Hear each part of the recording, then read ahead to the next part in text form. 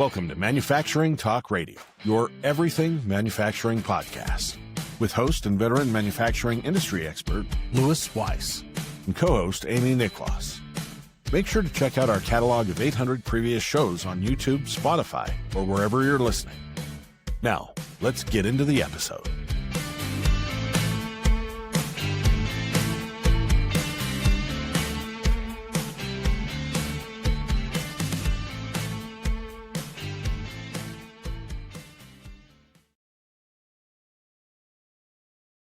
Good afternoon, everyone. Weiss here and Amy Nicklaus here, and we are going to be talking with Susan Spence, who's the chair of the ISM Manufacturing Business Report. And welcome back, Susan. Thank you, Lou. Amy, great to be with you. Great to see you. We're going to be talking today about the new report, the May report for manufacturing, and in a couple of days we're going to be doing the report for services, which is also quite important. By the way, just to remind everybody, if you like the show, hit that like button. And or if you don't like it, send us an email or a text, and we'll work it out for you. So let's do a show. Susan, give us some background on what's going on. Sure. We had a positive report. I can say happily, for the first time in the 1 year I've been doing it, I'm feeling more optimistic than I have in a year. And that is mostly because, if you've noticed, not only are we at a 54, a 4-year high in the PMI, but every index went in the right direction, even those that are still in contraction. Our demand indicators are up across the board. Customer inventory is still in contraction, but that's not a bad thing because it means that the customers need to boost their inventory by ordering more stuff. And, you know, the things that struck me on the demand side, backlog is up too, but new export orders took a pretty nice leap at 2.7. We have had the 5th month of PMI expansion, the 5th month of new orders, the 5th month of backlog expansion, and the 4th month now of imports in expansion. Susan, let me interrupt you. Can we bring that chart up so our audience can see the numbers as you talk about them? And yep, here we go. And here's the numbers. They are right, great. So just take a look at percentage point change. The only negative on there is prices coming down, thank God, a little bit, 82.1, not great. But everything up, you know, supplier deliveries is just unchanged. So that, when I laid out this particular chart and then I started reviewing the trends, you know, to me, 1 or 2 points don't make a trend, maybe not even 3, but we're in the 5th month in some cases, right? Right. The 7th month for production, right? And employment, it's getting toward 50, right? So employment is still contracting, but 2.2% jump is not small. And boosting that is the sentiment on hiring versus managing down the workforce. It's back down to, for every positive person saying I'm hiring, there's one that is not. And I went back on the LinkedIn Live that I just did moments ago, and it was April of 25 before that 1-to-1 ratio in hiring to managing workforce was that low, or that even, let's say, right? So it's been steadily, the positive comments being outweighed by negative, that has been going away, and now we're back to equilibrium. That's a big deal because it tells me that the uncertainty that were brought about by the tariffs has settled down enough for these companies to say, okay, now we're going to backfill some people. And of course, they're seeing 5 months of new orders, 5 months of production, 5 months of backlog. So that is meaningful and significant to me. And we can say we have a terrible situation with pricing. Of course we do. Everyone's feeling it. In as much as those price increases are due to the Middle East conflict, we have 43 commodities on the up list. It was probably half of that just 4 months ago. I feel like once that conflict is resolved, and hopefully will be soon, within a couple of months, I think we see that starting to get better.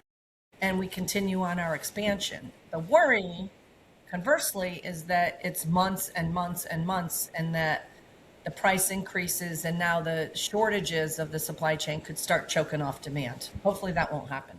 Just to go back on a point a moment ago about customer inventories, where there was a significant jump this past month, but it's a good sign that customer inventories are down, because if there's any kind of blip in customer purchases, they're going to be buying materials and chemicals and metals and so on and so forth. So I think that's a very good sign. It is. It is good for the future. It was in the mid 30s not too long ago, but the new orders weren't flowing. It's like, these guys aren't replenishing their shelves. And I think a lot of that was pre-February. So I think a lot of that is, just folks not knowing what's going to happen with cost of goods sold and the prices, and people holding off. I mean, transportation equipment, more than once did I see comments more than a couple months in a row about, instead of replacing the fleet, there's like 1-for-1 replacements, for trucking, for instance. So, capital equipment purchases weren't happening because what if it's tariffs? Last month it was Europe, this month it's Australia. What if it's Japan?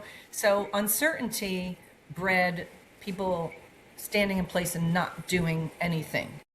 They're not hiring, they're not spending money, the order flow wasn't happening. Once a big chunk of that got settled with the SCOTUS ruling, you started to see that order flow.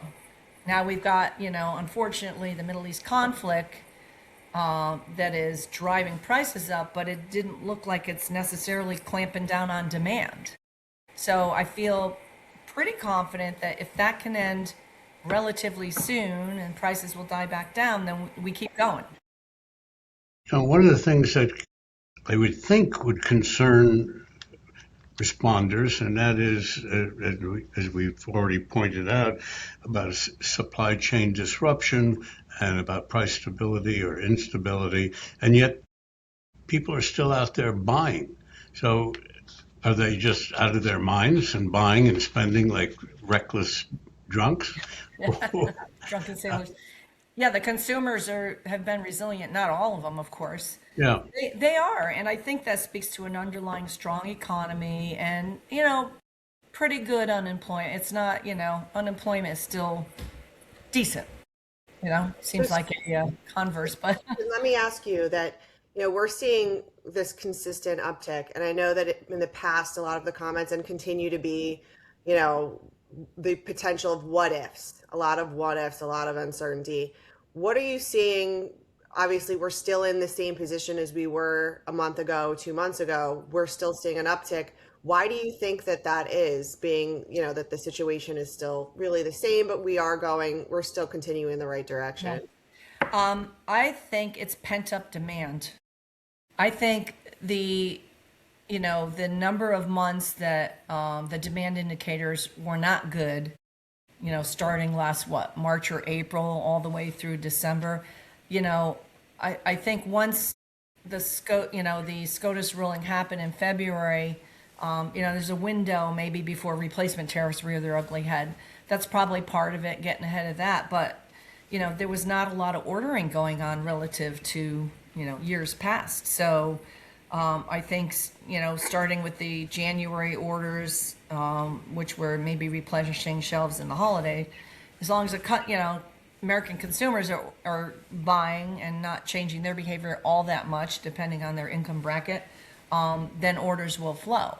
But I think the uncertainty of the tariffs and the not knowing what country is next and what commodity is next, I think that was very, very harmful and really damped things down. So once that was, let's say, mostly resolved, for now anyway, then I think it just sprung loose the order book.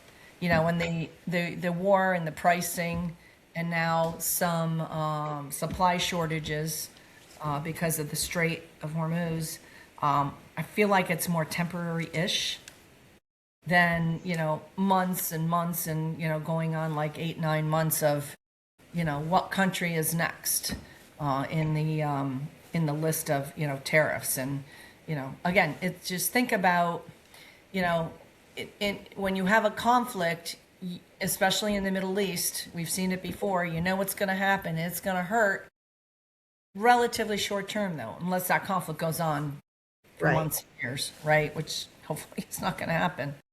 Yeah.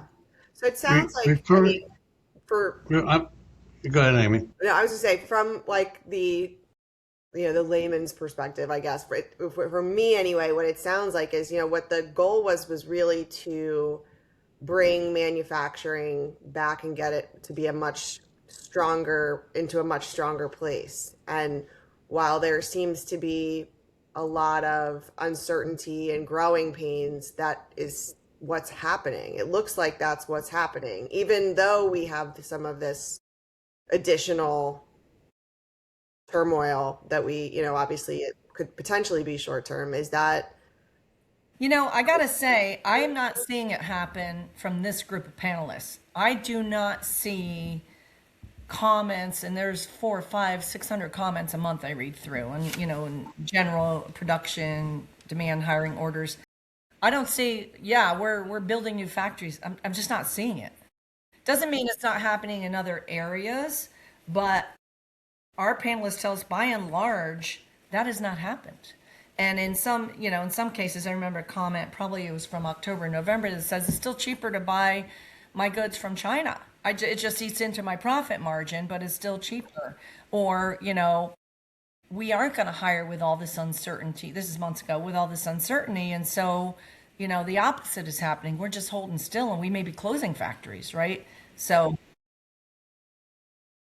Referring back to the graph that's up on your screen, as a manufacturing person where I come from, I find that the relationship between new orders and backlog is always very interesting, because you would think when the back orders go up that production might slow down, which is not the case. Back orders did increase and production increased also. yeah, So I find that a very good indicator for a longer term, yeah. the new production numbers being supported by the backlog, it to me indicates that next month you're going to see that's the production being good. Yeah, I Back think orders so. you don't know for sure, but production will be good. Yeah, and I think in some cases there's capacity. There's been open capacity here. Although in December, I think we'll have to go back and look at the number, but I think the manufacturing capacity was like in the low 80s. So they had some room because new orders were falling off. Well, I did read today that I think that the utilization number is 77% right Okay. now. Well, So that's pretty low relatively, right? yeah, absolutely, Yeah. absolutely. Yeah.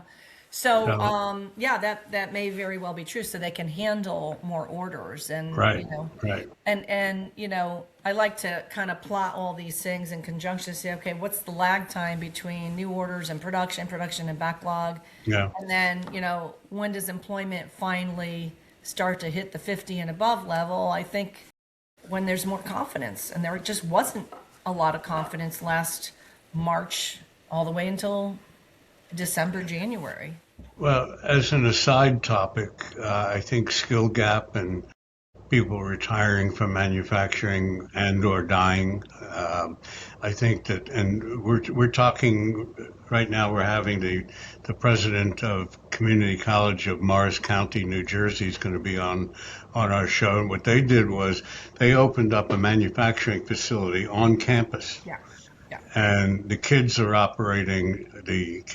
young adults are operating manufacturing, and they get paid for their work that they do in that service sector. So we're looking forward to having him on, because we're going to need another 3 million people before 2030. Yeah. Is it possible that the growth for employment is slower because the growth there is they don't have the people to fill that employment? In some cases, as opposed to it not being available?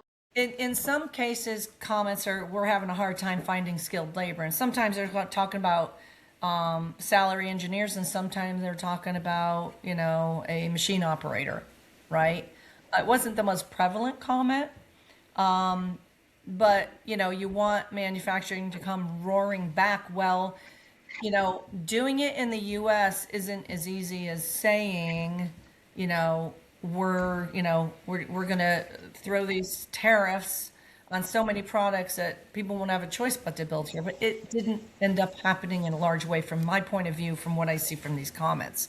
So, but, Lou's correct. Obviously, I think for years there's been, concerns about skilled shortage, right? And, I think that university is brilliant. I've seen that in other places before. First of all, you have to expose the students to, these are really good paying jobs, really good paying jobs. I worked at Pratt & Whitney for 15 years. I think, a machine operator they're bringing home $85,000, $90,000 with overtime probably. I mean, Absolutely. But it's very, very skilled labor. It's not just sitting there hitting a button, stamping a machine. So. And within 3 years of coming out of some kind of a training or apprenticeship, they're making $150,000. Yeah. And if you happen to go into underwater welding, you're going to make close to $200,000. So for all you sports enthusiasts that do scuba diving, go to a welding school and learn how to weld underwater.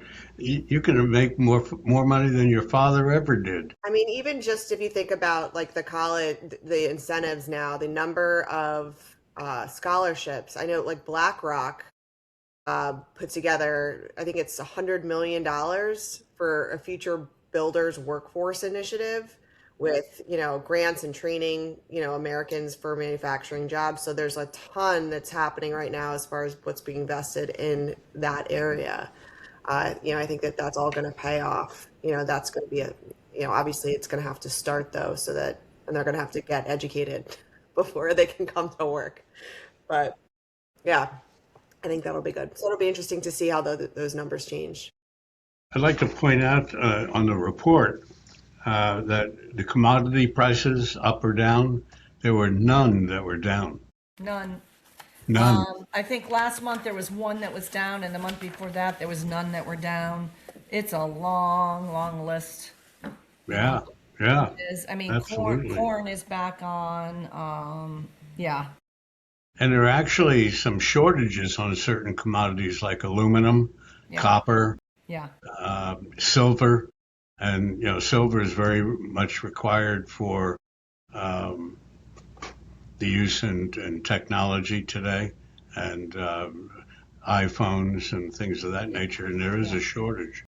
There is, on our shortage list, if you look at anything that's been on the list more than 3 months or more than 2 months, those things are ones that we think were used for building out the data centers, electrical, electronic components, memory, semis.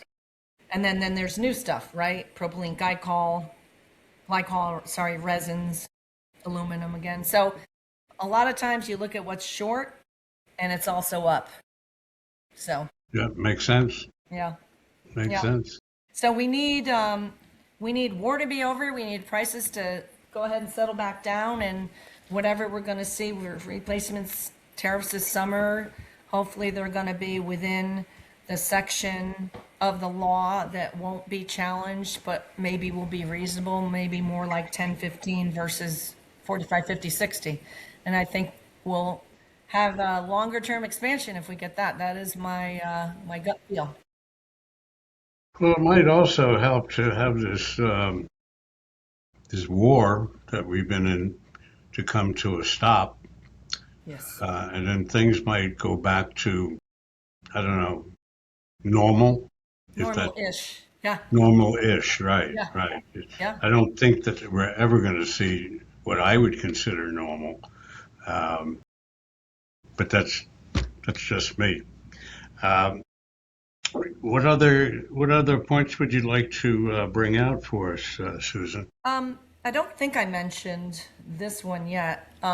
The percent of the manufacturing sector in contraction is down to 2%. Strong contraction, also 2%. That's the same as last month. But contraction last month was 19%. Back in early fall was 80%. Mm-hmm. So everything's growing except I think it was wood products that is not. Yeah, wood products was the only one. Yeah, so wood products is, 1.64% of it. It's not a big category. It's interesting because they also were one of the ones that are like, we're hiring. It's like, why? But, all the big six, 17 out of 18, all above a 50 this month. It's great. Yeah, It's great. So I'd love it if that helped. So normally I throw in a ringer question, but I don't think I could really do that because I was going to ask you, so what do you think about the future? But then again, that's almost impossible to predict nowadays. With every month of data and more information from these panelists who every month take the time to put really thoughtful comments in, I feel better about maybe some predictions. I'm by nature a little conservative, but I pay attention to what these men and women are telling us because they know. They're on the front lines. I had that job for, at various levels for almost, 39 years when I was in the workforce. How could that be, being that you're so young? How could you been? It's a good colorist and good hair guy, which I'm due. They're great roots there. And they know what's happening. And so I get asked, what would you tell the CEOs? Like, go sit with your supply management people and listen to them, because they have to live it every day. So my hat is off to those that are in the trenches. I've said more than once, I'm really, really happy to be retired right now because this COVID was hard, pandemic was hard, and there were some hard times in 39 years, but whoa, this one in the last year, it hurt your head. Yeah, it's a wild year. Yeah. Wild year. Yeah. Amy, any final thoughts? Amy or me? Amy? No, I was just saying, I think the change is hard in general, but it looks like we're going throughout all of it. It seems like we're handling the change pretty well. So it's good to see the numbers where they are. And I hope on our next conversation that they continue to go in this direction. I think that's great. Yeah, I hope so. Susan, any final comments? No, but I think we're going to be talking to you on June 22nd about the semi. Yes. Excellent. Yes. I look forward to that. I will be here with bells on. All right. And everyone, again, if you like the show, give us a like. If you don't like the show, I don't know, call Joe Rogan. Only kidding. All right, everybody. Thank you very much, and I think that's a wrap.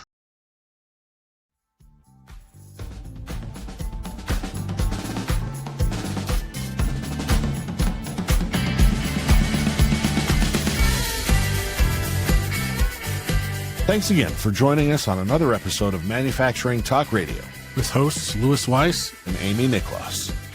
Before you head out, make sure to subscribe and leave us a review. For more information about the show and the manufacturing industry, head over to mfgtalkradio.com. That's mfgtalkradio.com.